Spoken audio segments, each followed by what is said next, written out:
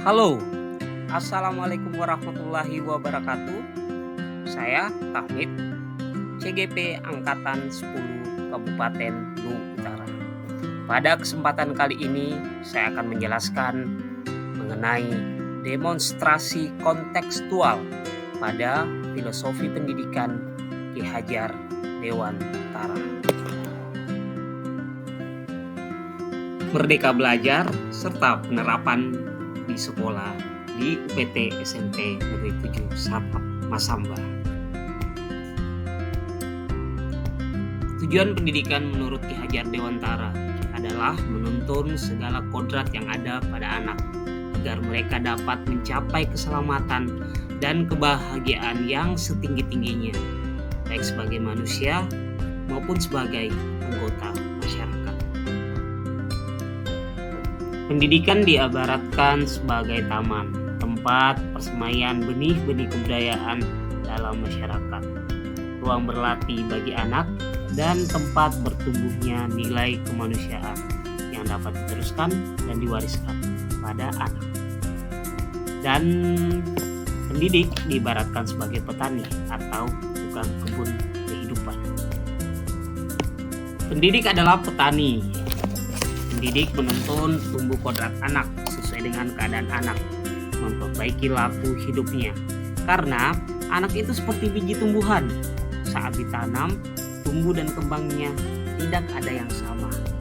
Petani hanya memperbaiki lahan, memberikan pupuk dan air, dan memberantas hama yang mungkin ada pada tumbuhan, serta merawatnya sampai tumbuh dan berkembang menjadi besar.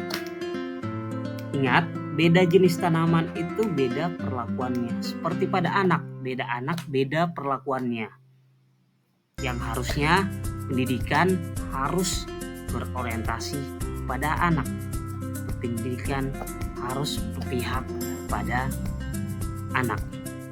Peranan guru, teman sebaya, dan warga sekolah dalam pendidikan sangat mutlak dibutuhkan.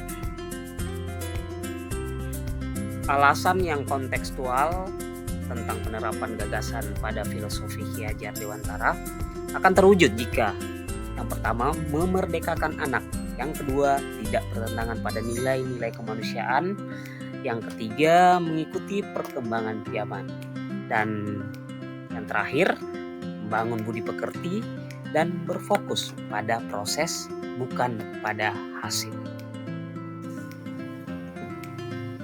Anak harus bebas memberikan gagasan atau ide. Anak harus kreatif, dan bagaimana pendidik mengembangkan bakat dan minat pada anak. Dan itu disebut sebagai merdeka belajar. Eksplorasi alam di lingkungan sekitar dan budaya yang ada di tempat tinggal anak, dan berinovasi dengan alat dan bahan sederhana, dan mampu menciptakan kolaborasi, kreativitas, dan anak menjadi anak yang kreatif tentunya. Penerapan pendidikan di sekolah, terkhusus di UPT SMP Negeri 7 Satap Masamba. Penerapan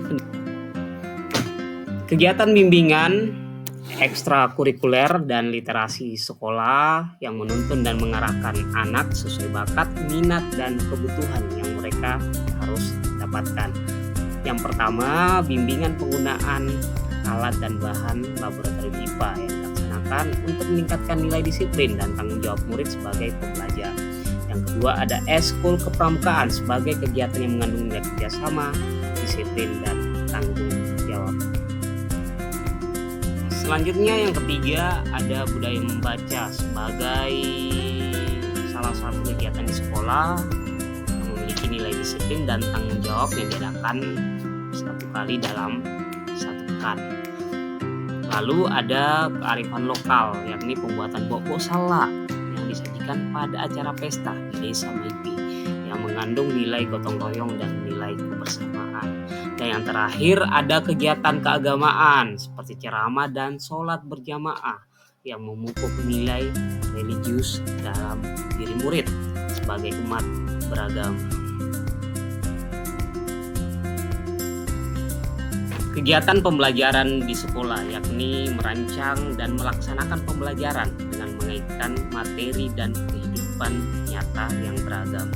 Misalnya dengan menggunakan teknologi dan alam sekitar sebagai objek belajar yang pastinya didasarkan pada karakteristik masing-masing anak. Nah, bukan hanya menuntun anak dengan memberikan ilmu, tapi juga pendidik menuntunnya dalam memberikan contoh nilai-nilai karakter yang berbudi pekerti luhur. Pendidik harusnya meningkatkan kompetensi diri dan kompetensi sosial, seperti mengikuti pelatihan, baik secara daring maupun secara luring, sebagai bekal dalam peningkatan kompetensi diri, baik itu sikap, pengetahuan, keterampilan, dan sosial. Menuntun anak dalam memberikan pendidikan dan pembelajaran yang baik tidak selamanya berjalan dengan mulus, penuh tantangan, dan pendidik harusnya solutif akan hal ini. Tantangannya diantaranya kurangnya pengetahuan dalam mengaplikasikan metode dan strategi pembelajaran yang inovatif dan interaktif, serta arus globalisasi yang semakin tinggi dan budaya barat tidak terfilter dengan baik karena kurangnya tuntunan dari berbagai pihak pada anak. Apa yang menjadi solusinya? Yang pertama, harusnya pendidik bisa mengikuti pelatihan secara rutin, baik itu secara luring maupun daring, yang dapat meningkatkan kompetensinya. Lalu perlunya sumber belajar yang baik sebagai referensi belajar. Dan yang paling penting adalah kerjasama dari berbagai pihak, terutama orang tua, anak, lalu warga sekolah, dan pastinya teman anak itu sendiri.